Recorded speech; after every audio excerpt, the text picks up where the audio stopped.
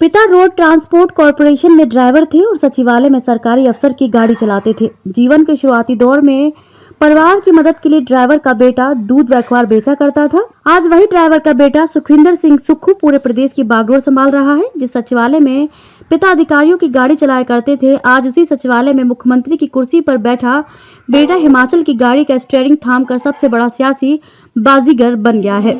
युवाओं को प्रभावित करने वाले सुखविंदर सिंह सुक्खू का आज रविवार को 59वां जन्मदिन है। बेहद साधारण व्यक्तित्व वाले सुखविंदर सिंह सुक्खू अपनी दृढ़ इच्छा शक्ति, आत्मविश्वास और जुझारू संघर्ष के बलबूते मुख्यमंत्री के पद तक पहुंचे हैं। उनका यहां तक का राजनीतिक सफर बेहद दिलचस्प और संघर्ष में रहा है। सुखविंदर सिंह सुक्खू का जन्म हमीरपुर जिले की नादौन तहसील के सेरा गांव में 26 मार्च 1964 को हुआ।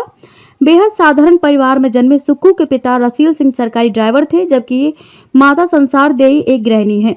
सुक्खू 4 भाई बहनों में दूसरे नंबर पर हैं। उन्होंने अपने शुरुआती दिनों में छोटे शिमला में एक दूध काउंटर तक चलाया था। सुक्खू सुबह दूध का काम निपटाते और फिर कॉलेज के लिए निकलते थे।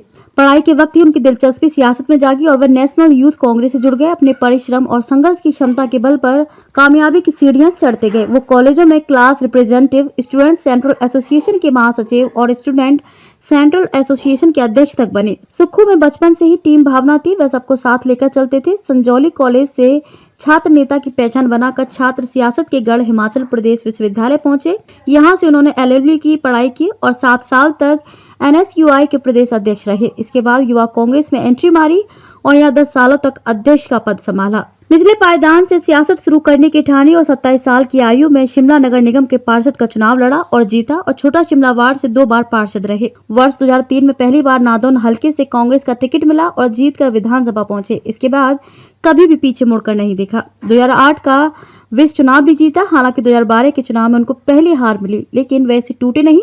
वर्ष 2013 से 2019 तक हिमाचल में पार्टी का नेतृत्व किया और अपनी सांगठनिक क्षमता को दिखाया। इस दौरान वे अपनी सरकार और कांग्रेस के 6 बार के मुख्यमंत्री वीरभद्र सिंह से अलग अलग मुद्दों पर सीधे कई बार टक्कर लेते रहे। 2022 विधानसभा चुनाव से ठीक पहले कांग्रेस ने उनको अप्रैल 2022 में हिमाचल प्रदेश कांग्रेस चुनाव प्रचार समिति के अध्यक्ष और टिकट वितरण कमेटी का सदस्य बनाकर बड़ी जिम्मेदारी दी। पहली बार मैं मुख्यमंत्री बनने के बाद अपना जन्मदिन मना रहा हूँ। मैं हिमाचल प्रदेश सचिवालय के सभी कर्मचारियों का धन्यवाद करना चाहता हूँ कि उन्होंने हिमाचल प्रदेश को ग्रीन एनर्जी स्टेट के रूप में विकसित करने के लिए सचिवालय से लेकर ओक ओवर तक वॉक किया और उसके आगे वो सचिवालय के कर्मचारी खुद गए।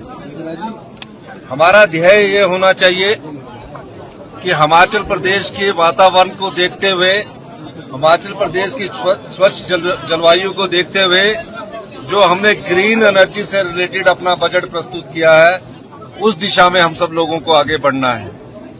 हम ये मानते हैं कि हिमाचल प्रदेश में पर्यटन की बहुत संभावनाएं हैं। अगर उसमें स्वच्छ जलवायु का और मिश्रण हो जाए तो यहाँ आने वाले समय में पर्यटक भी अधिक संख्या में आएंगे।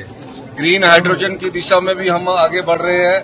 हम सब, हमारे कैबिनेट के सभी कुलीग एक दृष्टिकोण रख रहे हैं। आप देख रहे हैं कि सभी जगह व्यवस्था परिवर्तन हो रहा है और हमने कई बार कहा है कि हम सत्ता के लिए नहीं आए हैं, सत्ता सुख के लिए नहीं आए हैं, हम व्यवस्था परिवर्तन के लिए आए हैं। इस व्यवस्था परिवर्तन के अंतर्गत हमारा जो प्रदेश का पहला बजट है, मेरे मुख्यमंत्री बनने के बाद का पहला बजट है, वो व्यवस्था परिवर्तन और ग्रीन स्टेट की और अग्रसर दिखाया गया है ताकि हम आगे बढ़ सके।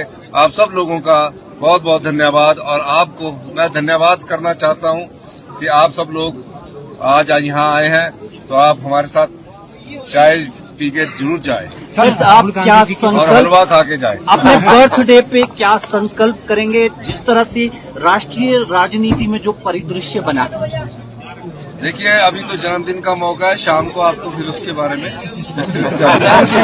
पिछले 5 साल से आम आदमी कमर तोड़ महंगाई से पिस रहा है। आज मोदी जी से ये पूछा जाना चाहिए, जो गैस 2014 में 400 रुपए की हुआ करती थी, आज 1100 रुपए की हो गई है। इस महंगाई की मार आम जनता पर पड़ रही है।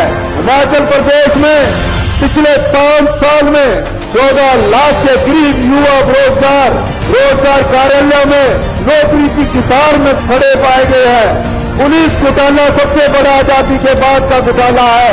कांग्रेस पार्टी की सरकार आएगी, निश्चित तौर पर युवाओं के लिए रोजगार नीति लेकर आ रही है।